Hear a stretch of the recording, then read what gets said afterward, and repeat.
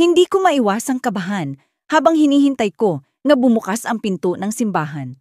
Suot ko ang aking mamahaling gown ay sa tingin ko ay lalo akong gumanda sa suot kong ito. Siyempre, sino pa ba ang magbubuhat ng upuan ko? Siyempre, ako lang din. Heto na ang araw nga pinakahihintay ko, ang maasal, makasal sa lalaking mahal ko. At mahal din ako, siyempre. Matapos ang ilang buwan na paghahanda para sa kasal namin ni Brian, ay sa wakas magaganap na din ito ngayon. Hindi biro ang aming pinagdaanan para umabot sa puntong ito dahil ayaw ng Mommy Marites niya sa akin, pero boto naman ang Daddy Joel niya sa akin. Hindi ko na lang pinapansin si Tita Marites. Hindi naman siya ang papakasalan ko kundi ang anak niya. Ayaw niya rin na tinatawag ko siyang mommy kaya, edi don't. Alangan naman pilitin ko siya kung ayaw niya, di ba? Ayaw ni Tita Marites sa akin dahil isa lamang akong anak ng labandera nila. Si Nanay Dels, siya ang labandera ng mga Collins. Matagal nang naninilbihan si Nanay sa kanila. Bata pa lang ako ay nasa Collins na si Nanay. Lagi niya akong sinasama noon sa tuwing papasok siya sa trabaho upang maglabada. Doon ko na nakilala si Brian. Noong una ay masungit siya sa akin, saka hindi siya namamansin. Pero dahil sa kadaldalan ko ay bumigay rin siya.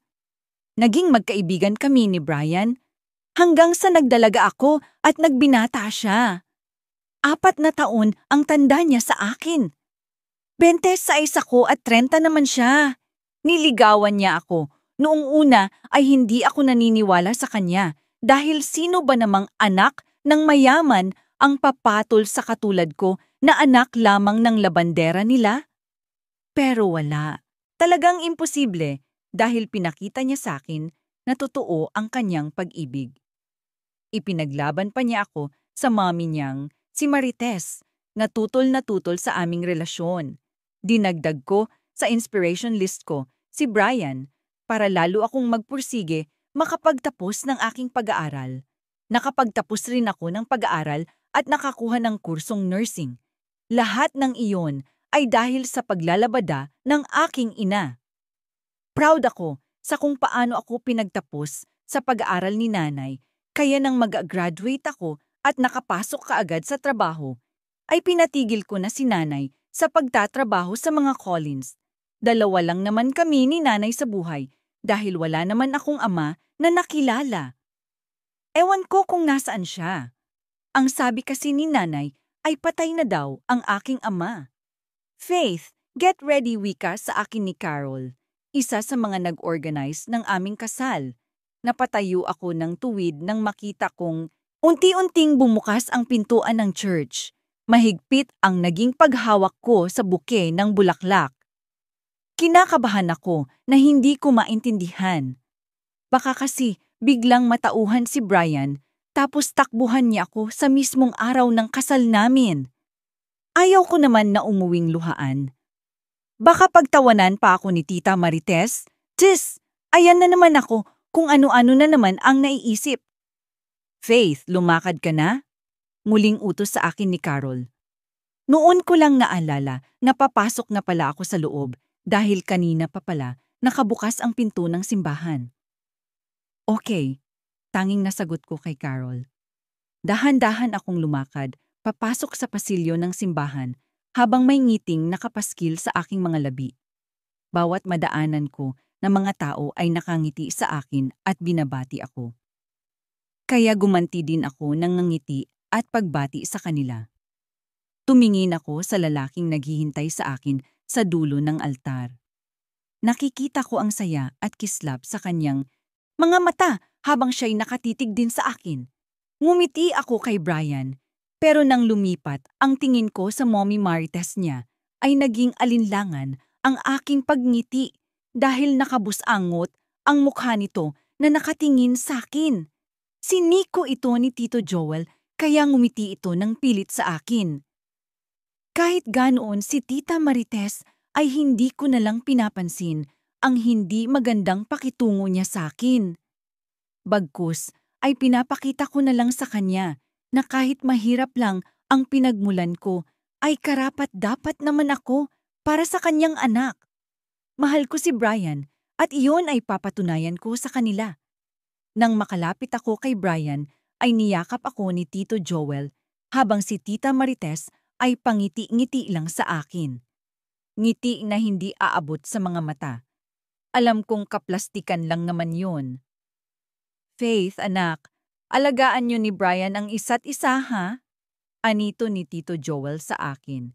Tumango naman ako at ngumiti sa kanya. Opo, Tito. Salamat po. Daddy, Faith, Daddy. Pagtatama ni Tito Joel. Sa sinabi ko, tumango ako ulit sa kanya, saka bumaling naman ako sa kanyang asawa. Hindi ito tumitingin sa akin, nagkukunwari siyang may kinakausap. Pero nilapitan ko pa rin siya sa kahinalikan sa pisngi. Thank you po, tita. Ani ko matapos ko siyang halikan. Pero wala akong natanggap na salita mula sa kanya, kundi isang masamang tingin ang ipinukol niya sa akin. Ngumiti na lang ako kay Tita Marites saka kinuha ang kamay ni Brian na ngayon ay nakalahad na sa akin. Bago pa man ako tumalikod kay Tita Marites, ay nakita pa ng gilid ng mga mata ko kung paanong nandiri si Tita Marites sa ginawa ko. Mabilis nitong pinunasan ng panyo ang pisnging hinalikan ko. Hindi ko na lang iyon pinansin. Ang importante sa akin ngayon ay kami ni Brian o ang aming kasal. Hindi ko alam kung ano ang gagawin ko. Kung uupo ba ako o tatayo. Kinakabahan ako at bumibilis ang pintig ng aking puso habang hinihintay ko ang paglabas ng asawa ko sa banyo. Siguro, ganito din ang nararamdaman ng mga babaeng unang gabi ng kasal nila. Yung tipong hindi ka mapakali at nanginginig ang mga tuhod mo kahit wala pa naman ginagawa ang asawa mo. Inaya nga ako ni Brian na sabay na daw kami mag-shower kanina pero tumanggi ako. Tinawanan na lamang niya ako saka pumasok na siya sa loob ng banyo. Ngayong gabi ay isusuko ko na ang aking pinakakaingatan na perla sa aking asawa. At ngayon ko rin mararanasan. Sa tanang buhay ko ay hindi ko pa naranasan. Mabuti na lang hindi ako pinipilit ni Brian tungkol doon nang magnobyo pa lang kami dahil alam naman niyang wala pa akong experience sa mga ganoong bagay. Hihintayin daw niya ang araw na makasal kami. At ito na nga ang araw na iyon. Siguradong matutuhog na ang pechay ko. Goodbye virginity in advance na lang. Nakita kong lumabas si Brian sa banyo habang pinupunasan nito ng towel ang basang buhok. Napatayo ako ng tuwid at napahawak sa upuang nasa tabi ko. Kitang-kita ko ang mga pandesal niya sa tiyan. Idagdag pa ang mala-adonis nitong katawan. Bigla ay naglaway ang aking bagang lalo na nang bumaba sa kanyang puson ang aking paningin. Nakita kong nakaumbok iyon at sigurado akong galit siya. Enjoying the view, sweetheart? Nakangising tanong ni Brian sa akin. Mabilis naman akong sumagot sa kanya at ramdam kong namumula na ang aking pisngi dahil huling-huli ako nito sa akto. Naku, hindi kaya. Sabay tingin ko sa baba. Nagsisinungaling ako kung sasabihin ko na hindi ko nagugustuhan ang kanyang katawan. Malaking kasinungalingan iyon. Really, sweetheart? Bakit pulang-pula? Ang pisngi mo ngayon? Malambing pa na tanong niya sa akin. Nagulat pa ako nang bigla niyang tanggalin ang towel na nakatakip sa ibabang parte ng kanyang katawan. At ang letse kong mata, bakit naman doon kaagad tumingin? Tuloy kitang-kita ko ang kanyang malaking na tumalbog pa sa aking paningin. Brian! Napasigaw pa ako dahil sa takot nang makita iyon. Pula ang tuktok at parang ahas na gusto akong tuklawin. Don't be scared, sweetheart. Magugustuhan mo rin siya. Nakangisi niyang wika sa akin. Hinawakan pa ni Brian ang aking mga kamay, saka pinadaman niya sa mga palad ko ang kanyang pagmamahal. Pinagpawisan naman ako ng malapot dahil doon, sapagkat unang beses sa tanang buhay ko ay nakahawak ako ng ganoon. Pinapaalala sa akin na maganda ako at ako lang ang babaeng mamahalin niya. Kaya nga niya ako pinakasalan eh. Ang haba talaga ng hair ko. Hinalikan niya ako sa leeg habang hawak ko naman ang kanyang paulit-ulit niyang kinagat iyon hanggang sa magmarka. Napal naman ako sa kanyang ginagawa sa katawan ko. Nagulat pa ako nang bigla niya akong buhatin, pop bridal style. Inihiga niya ako sa malambot na kama sa kamuling sinunggaban ng halik ang aking mga labi. Lumalim ang aming halikan ni Brian at hanggang sa pinagsaluhan namin ang tamis ng aming pagmamahalan mata saka siya ngumiti. My wife is so innocent and I like it. Malambing na wika niya, saka muli akong hinalikan sa mga labi. 1 year later. Unang anibersaryo, nagising ako dahil sa pagsidhi ng kirot sa aking dibdib. Agad akong napahawak doon at marahang hinilot-hilot upang maibsan ang sakit na nadarama ko mula doon. Palagi na lang ganito ang aking nararamdaman sa tuwing gigising ako sa umaga. Minsan naman ay babangon na lang ako sa madaling araw dahil bigla na lamang iyon kikirot. Ayan ka na naman. Bulong ko sa aking sarili. Dati ko pa itong nararamdaman noong nag-aaral pa lang ako, pero wala akong sinabihan kahit na sino sa aking pamilya. Lalo na sa asawa kong si Brian. Ayaw ko naman na magdagdag pa sa suliranin niya dahil napansin ko lately na madalas siyang busy sa trabaho at madaling araw na kung umuwi. Minsan, bumangon ako para kumuha ng tubig sa kusina nang sa ganun ay bumuti ang aking kalagayan. Ganito naman palagi ang ginagawa ko sa tuwing aatake ang sakit na ito.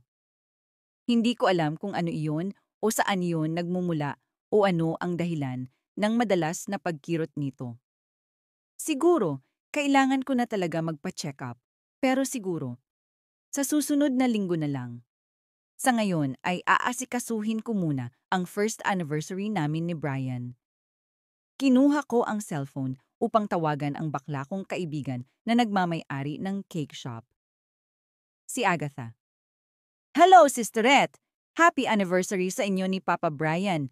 Naku, girl, magpabuntis ka na nang sa ganun ay makita na namin ang magandang lahi niyo ni Papa Brian. Malakas ang boses na bungad kaagad ni Agatha sa akin. Inilayo ko pa ng kaunti ang cellphone sa aking tenga. Mapait akong napangiti. Sino ba namang babae ang hindi gustong magkaanak? 1 taon na kaming sumusubok ni Brian, pero hindi pa rin ako nabubuntis hanggang ngayon. Alam mo naman, Sisterette, kung gaano namin kagusto ang magkaanak. Malalim akong napabuntong hininga, pero anong magagawa natin kung hindi pa iyon ibibigay ng Panginoon sa amin ni Brian? Malungkot na sagot ko kay Agatha. Nahimigan naman niya ang naging tono ng aking boses, kaya cheer up niya ako katulad ng madalas gawin ng mga kaibigan namin when it comes to pagbubuntis na topic. Hoy, Sisterette, sorry na ha. Huwag na malungkot.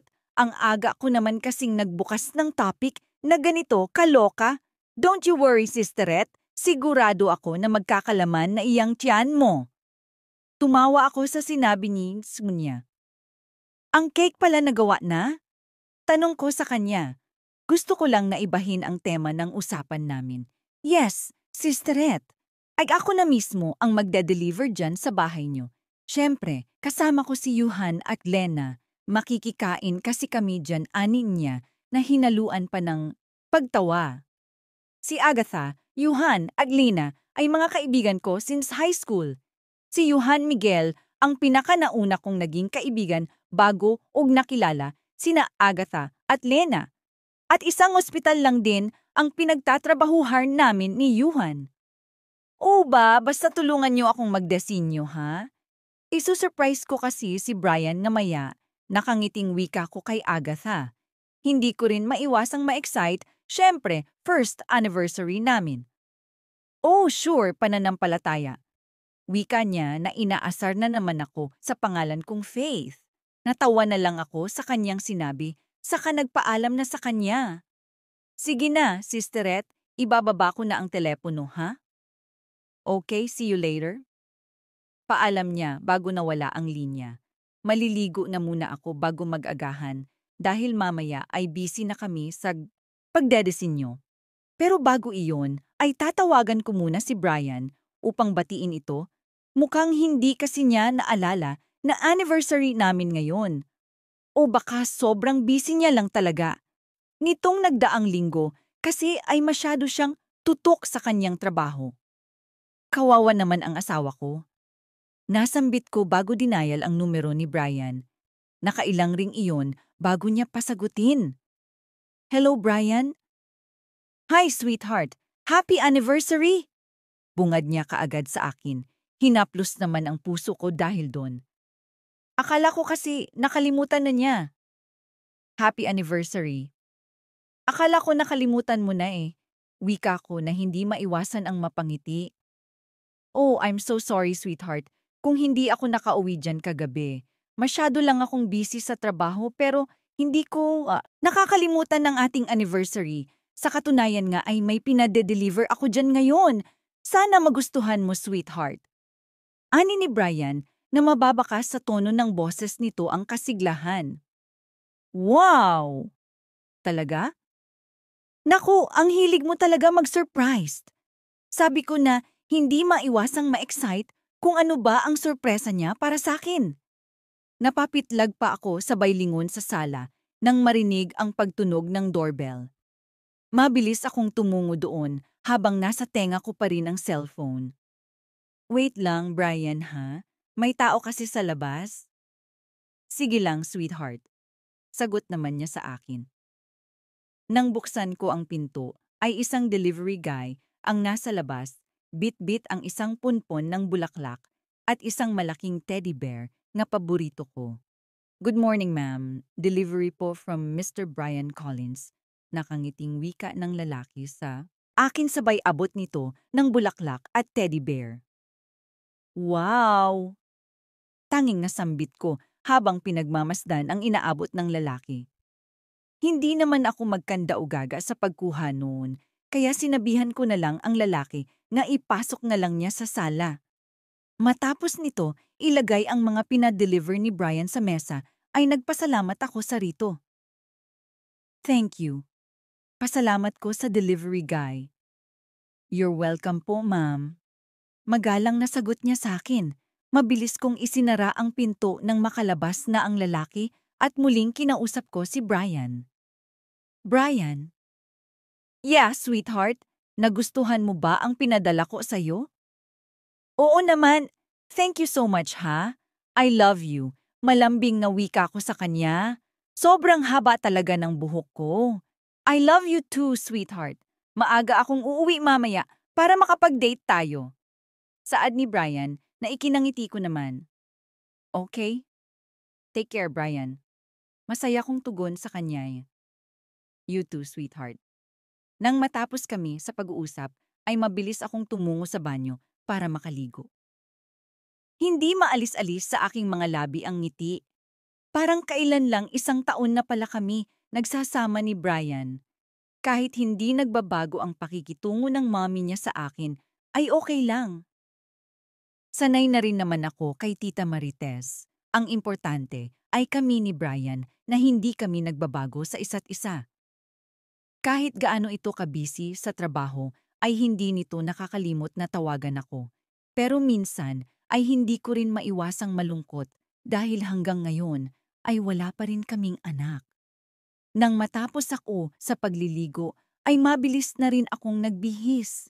Hindi na ako nag-abala pang mag-ayos sa aking sarili dahil sanay naman na ako na walang nilalagay sa aking mukha.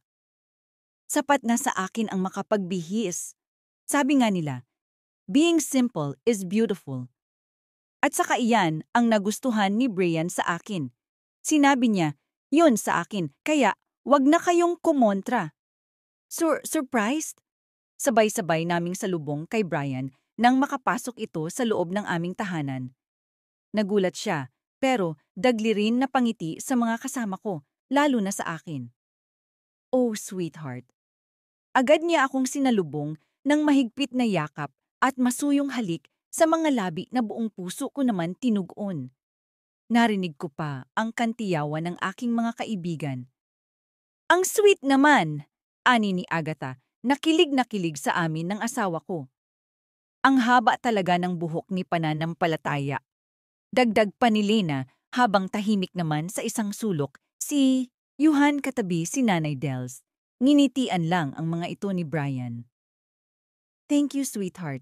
Happy anniversary. Muli ay masuyo akong hinalikan ni Brian sa mga labi. Pagkatapos ay nagpasalamat ito sa mga kaibigan ko. Thank you, guys. Bumaling ito kay nanay. Saglit muna ako iniwan upang lapitan si inay. Magandang gabi po, inay. Magalang na sabi niya sabay mano kay nanay. Kaawaan ka ng Diyos, anak. Nakangiti namang wika ni inay. Nagsalo-salo kaming lahat ng gabing iyon. Dumating din ang mga magulang ni Brian at dalawa pa nitong mga kapatid na sina Amy at Terrell. Simple lang ang handaan. Ayaw ko naman na gumastos pa ng malaki para lang sa ganon. Ang bahay namin ay sakto lang din ang laki nito. Simple at simpleng mga kagamitan lang din ang sa loob noon. Leon kasi ang gusto ko at gusto ni Brian.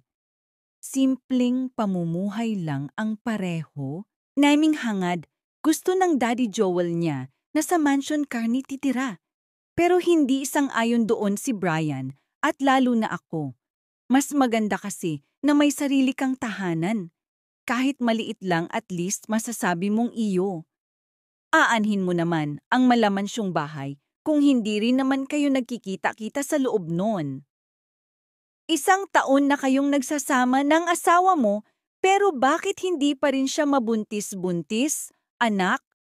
Natigil ako sa akmang pagsubo nang marinig ang katanungan na iyon ni Tita Marites kay Brian. Parang wala ako sa hapag ng mga oras na iyon nang itanong iyon ni Tita sa asawa ko. Ang mga kaibigan ko na nasa hapag din ay napatigil sa akmang pagsubo at pinaglipat-lipat ang tingin kay Tita at sa akin. Si Nanay Dels naman ay nagpaalam na may kukunin lang daw ito sa kusina. Parang hindi ka nag-e-exist sa paningin niya, Sisteret. Mahinang bulong ni Agatha sa akin. Tumikhim si Brian at kinuha ang kamay ko na nasa ibabaw ng mesa. Saka iyon marahang pinisil. Ma, this is not the right time to talk about that. Ani ni Brian sa ina. Sa pamamagitan ng pagpisil niya sa kamay ko ay parang pinapahiwatig niya sa akin na huwag ko na lang pansinin ang sinabi ng mommy niya. At bakit naman hindi, anak? Totoo naman na, anong silbi ng matris niya kung hindi ka naman mabigyan ng anak? Nakataas ang kilay na wika ni Tita Marites. Tinapunan pa niya ako ng isang masamang tingin. At least, maganda si Faith, ikaw po, ganda ka? Sumabat si Agatha sa usapan na ikinagulat ko pa. Lumipat sa kanya ang masamang tingin ni Tita, pero nagkibit balikat lamang ito at tinaasan pa ng kilay si Tita. Aba. Stop it, Marites! Mariin na utos ni Daddy Joel sa asawa niya. Napatikom naman ng bibig si Tita Marites, pero binigyan pa ako nito ng isang nakakamatay na tingin bago ibinalik ang atensyon sa pagkain. Sorry, sweetheart, sa inasta ni Mom. Bulong ni Brian sa may tenga ko. Tumango lang ako sa kanya sa kangumiti. Sanay na ako kay Tita at sa bunganga niya kaya wala na sa akin iyon kahit na ang totoo ay kinukurot ang damdamin ko sa tuwing ganoon ang topic na binubuksan niya. Itutuloy po ang aking kwento. Marami pong salamat. Kung nagustuhan niyo po ang aking kwento ay maari po sanang paki-like at subscribe po ang aking munting channel